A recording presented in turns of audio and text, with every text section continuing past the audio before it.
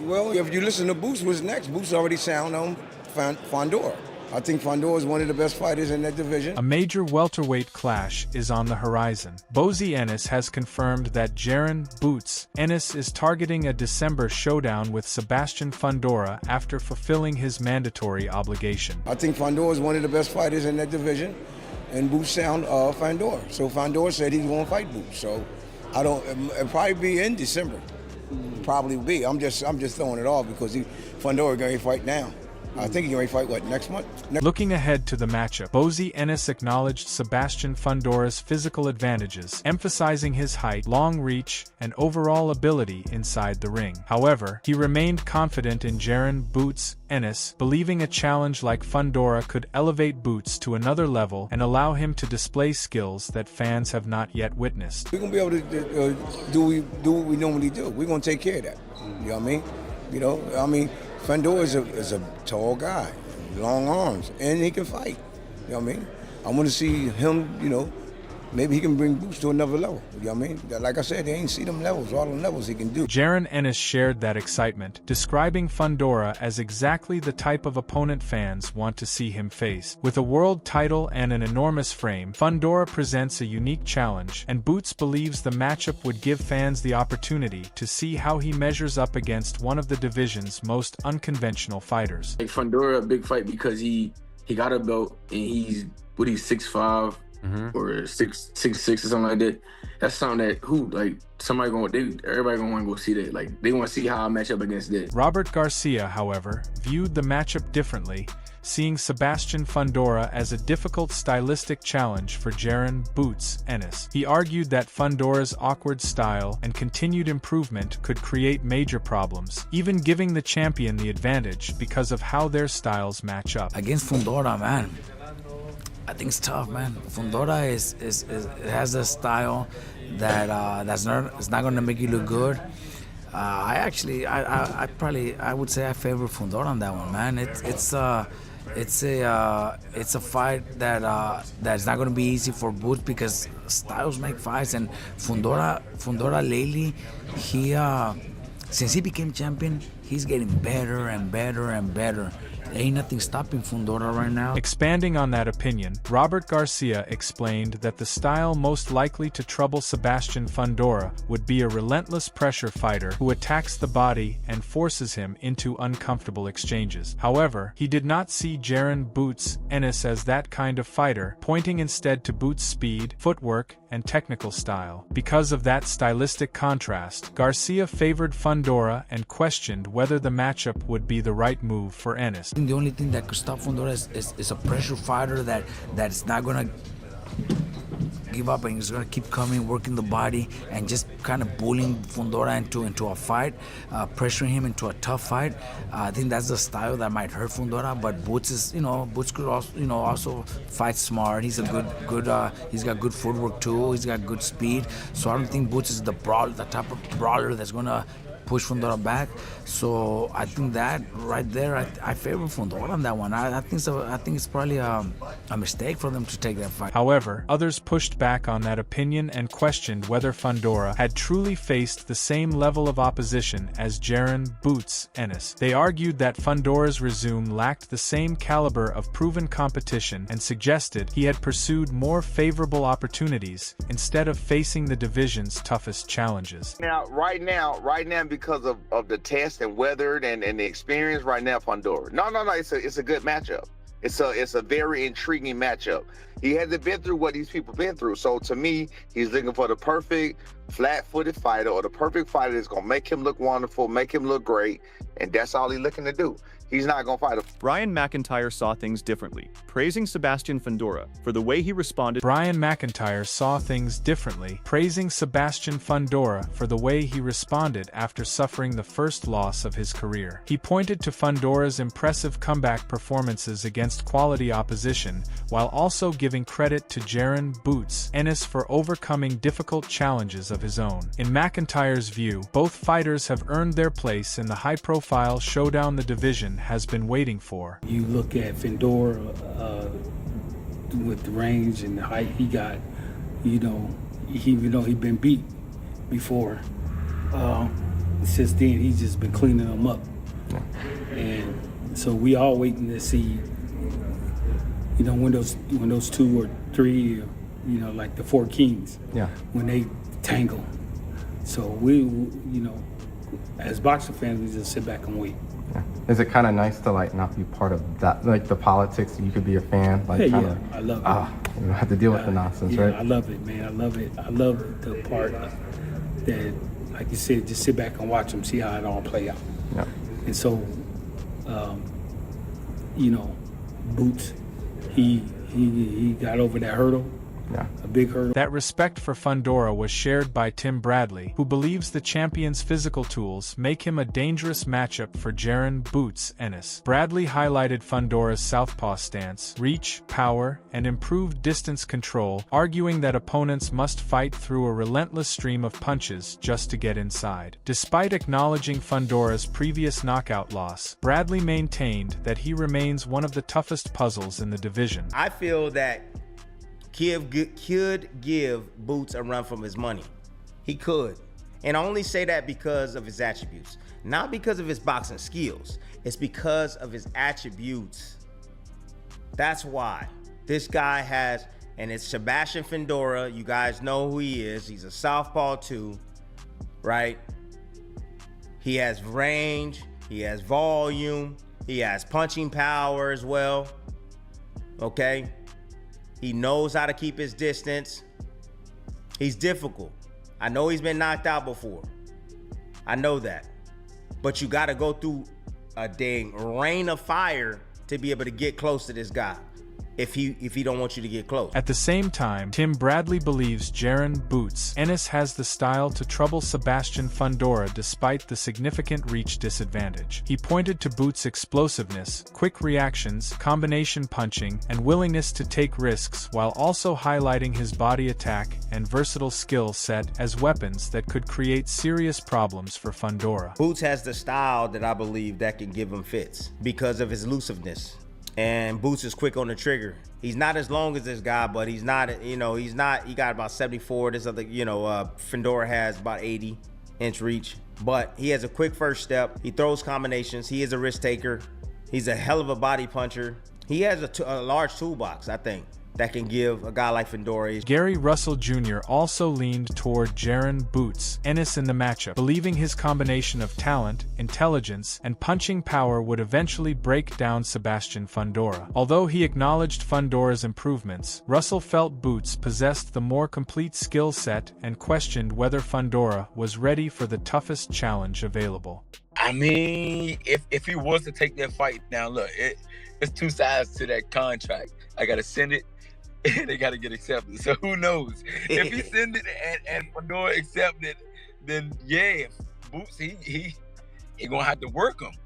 Now I feel like he got the punching power, and he's creative with his hands enough to put some combinations together to break this guy down. But Fundora, like, they both young. Him, Boots, and Fundora, they're around kind of like the same age. They both young. You know, they both learning. Fundora, he's learning how to box better. Knowing Boots, I'm pretty sure he's going to stay away from Boots. Boots is more craftier than any of the opponents that he ever had. In contrast, Eddie Hearn viewed Sebastian Fundora as one of the most difficult opponents to prepare for because of his unique physical advantages and unconventional style. However, he believed Jaron Boots Ennis had the adaptability and ring intelligence needed to handle those challenges and make the necessary adjustments throughout the fight. Got to be good enough to adapt to everything, and that's the problem. A lot of these guys, no disrespect to Keith Thurman, he's been done for a while. But Tim Tszyu, these kind of guys, they're all great fighters, but they just can't adapt to styles. Josh has got an unbelievable IQ. Boots has probably got the best IQ in the game, I think. They can adapt in those kind of fights, and that's what you need to do, because Fundora is a massive problem. Because how do you prepare for him? I mean, so until you get in there, start getting hit by these fucking arms coming from any. Shifting his focus to Jaron Ennis, Hearn also praised Boots' ability to adapt during a fight, pointing out that he can succeed both by boxing from long range and by fighting effectively on the inside. He believes that versatility makes Ennis a difficult opponent to neutralize regardless of the style his opponent brings. But what do you get what I'm saying? I do. But Boots will sit in the pocket.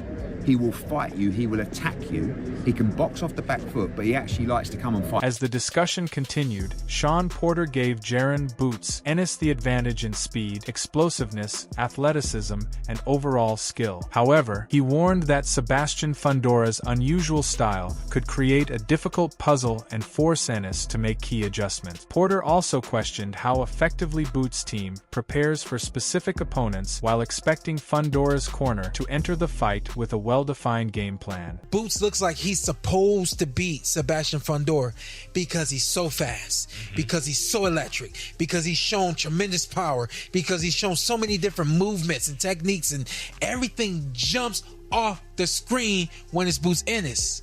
But then when you got, like I always like to say, another weapon standing across from you, negating some of the things you do, forcing you to turn off some of the stuff you do. Now, here's the thing that makes this guy dangerous to Boots. What I feel I know about Boots, I don't know if they game plan. To me, it seems like Boots is like, and Dad Bozy, we just gonna get you ready. Can't nobody beat you. Well, sometimes you gotta get ready for the guy across from you. And what I now know about this dude, he getting ready for who's across from him. And that's why I'm breathing like that, because I know without a shadow of a doubt, he's going to be ready, he's going to have the right weapons, and he's going to be calling on the right weapons all night long. I have no doubt about that from this dude right here. Agreeing with Shawn Porter, Paulie Malignaggi described Sebastian Fundora as a uniquely difficult opponent because of his unusual size, reach, and power. He explained that the matchup with Jaron Boots Ennis would be fascinating because both fighters possess strengths capable of creating serious problems. Malignaggi also praised Fundora's recent improvements, noting that he has become more disciplined, harder to hit, and more effective while maintaining the dangerous qualities that always made him a difficult opponent. Talk about seriously, from a boxing perspective, Ennis and Fundora. Listen, Fundora's an awkward fight for anybody because of the height and the power that he's got at that weight. But really, to break it down, it would be interesting, and it's a really weird, strange fight to try to figure out who has the advantage there, because Ennis is streaking, but Fundora also seems like he's getting better and more difficult to deal with as well. He's been through a little bit more too, like knocked out. He has been knocked down, all that other stuff, and yes, a lot of blowhards will talk about that. Oh, this guy dropped and this guy hurt him, but I think Fundora's actually gotten a lot better. I think Fundora, the last couple of fights, has really looked a lot better. He's less hittable, fighting in a more cerebral way. He's eliminated some of the flaws in his style while keeping some of the strengths, like keeping the strength. So for me, it's made him an even more difficult guy to deal with. And he was a difficult guy to deal with even with the flaws. But now that you have these improvements in Fundora's game and Fundora's style, I think he becomes even more difficult to deal with. Expanding on that point, Paulie Malignaggi offered another perspective, arguing that Sebastian Fundora has developed into a much more complete fighter over time. He highlighted Fundora's improved movement, better range control, and smarter approach while emphasizing that he still possesses the toughness and physicality that make him such a challenging matchup. Pre-adjustment Fundora. Fundora's made a lot of adjustments to his style, so he's getting better. Fundora's getting better, and Fundora's becoming more and more difficult to deal with. He's understanding how to adjust his distance, and a guy who knows how to measure his distances at 6'5", 6'6", at junior middleweight is very, very tough. This Fundora is a bit more difficult to get to, but he knows how to take the half steps back, push out, slide in and slide out, and make you pay. And he can still punch, and he's still resistant. With those physical advantages in mind, Gary Russell Jr. emphasized that Jaron Boots Ennis would need a smart and calculated strategy to deal with Sebastian Fundora's unusual dimensions. He explained that Fundora's height and reach make him an entirely different challenge from a typical opponent. Russell believes Boots must apply pressure, get inside, use movement, and combine offense with solid defense to bring out the very best of his abilities. Boots, he really have to go chase his man down. It's always like they either the same height, the styles make it where as though they just like in the center pocket, middle of the ring, and they just going like skill for skill. You know what I mean? with this 7'8" tall guy, he like 7'8". He's not about to stand there. He might, you know, but Boots is really going to have to show a different side of his ability. He's going to have to walk forward. He's going to have to move his head a lot more, not just be defensive discipline, but he's going to have to work in between. He's going to have to be defensive and offensively equally as good. You know what I mean? He's going to work it together simultaneously. Shawn Zittel took that analysis a step further, arguing that Sebastian Fundora has become far more effective at using his height and reach, making him increasingly difficult to deal with. He explained that because Fundora lacks natural head movement, his defense depends on controlling distance, selecting his punches carefully, and maintaining a high work rate. Zittel also noted clear defensive improvements, pointing to Fundora's increased patience and willingness to take a step back instead of constantly moving forward. Getting better at using that height. He's gotten a lot better at doing it. It's making him harder to beat. But the downside of his frame is his waist is not flexible, and thus there's going to be really no head movement from Sebastian Fundora. His defense is his offense, and his defense, what makes him harder to hit is using the most of his distance and of his height and having a good sense of distance, when not to force the uppercut, which he doesn't do anymore really, when to, you know, the right punch at the right distance, and the volume of punches is his defense. But I felt that he did show being more defensively sound, and he even took a step back once or twice or three times, which for him is a significant development. Okay, this is a guy who would just go downhill off his jab, and you could just wing shots, and he's going to be right there, and you're going to knock. Stephen Edwards, however, described Sebastian Fundora as a dangerous opponent because of his height, durability, and ability to control fights with his jab. Even so, he argued that Fundora has shown vulnerabilities in the past, pointing to the Brian Mendoza defeat as proof that he is not unbeatable. Edwards believes Jaron Boots Ennis possesses the accuracy and punching power to capitalize on those openings, adding that his aggressive mentality could play a major role in the matchup. He's a difficult guy. He has a very unique skill set because he's 6'6" with a jab and he has heart. But we got to remember, Fundora was knocked out brutally by Brian Mendoza. Like, that really happened. Everybody wants to act like it didn't happen, but it happened. And I think Boots, I'm not sure. I think Boots stopped Fundora within like 3 rounds, like on some Hagler Hearns, just brutality. Yeah, I think he's just too big of a target. And I'm telling you, Mills, Boots is mean. He's a mean dude. He doesn't act like it, and because he don't talk shit, everybody think that like he's not. He's a mean little sadistic type of dude that like want to beat on you and hurt you. And I think you got to be like that with Fundora because you can't play with him. Taking that argument a step further, Breadman argued that Jaron Boots Ennis has the tools to finish Sebastian Fundora early. He explained that Fundora's towering frame and lack of head movement could create opportunities for a sharp and accurate fighter like Ennis. Although he acknowledged Fundora's improvement in using his jab and controlling distance, Breadman still believed those weaknesses could be exposed by Boots' offensive skill set. I think Boots, people are not going to like this, right? I think Boots could get Fundora out there early because I think that stylistically, Fundora is too big of a target. And you give a sharpshooter like that a big target, he's going to be able to hit him anywhere. He's not going to be able to miss him. Boots throws real good looping shots. Fundora's using his jab more and he's using the distance more, but he still can't move his head. Nobody 6'6" can move their head. Meanwhile, Chris Algieri described Sebastian Fundora as one of the toughest styles in boxing to solve, pointing to his unusual size and the steady improvements he has made in recent fights. He praised Fundora for becoming more disciplined, making better use of his jab, and reducing the defensive mistakes that once left him vulnerable. At the same time, Algieri acknowledged Jaron Boots Ennis' tremendous talent, believing he has the ability to defeat anyone on the right night, which is exactly what makes this matchup so compelling. Fundora is such a difficult puzzle. He's so long, and he's getting better. He's improving. He's improving. He's learning how to use his size. He's using his jab. He's being more disciplined. He's not taking risks like he used to. Talk about a guy who used to allow people to hit him and then has figured out that you shouldn't do that at the highest level in that Brian Mendoza fight. But since then, he's been very, very good.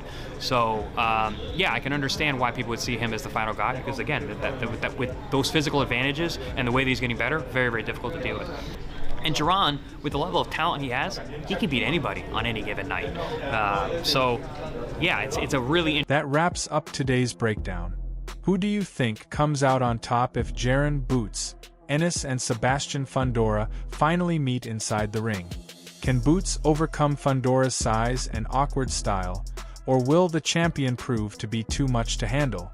Let us know your prediction in the comments, and don't forget to like, subscribe, and turn on notifications for more boxing news and analysis.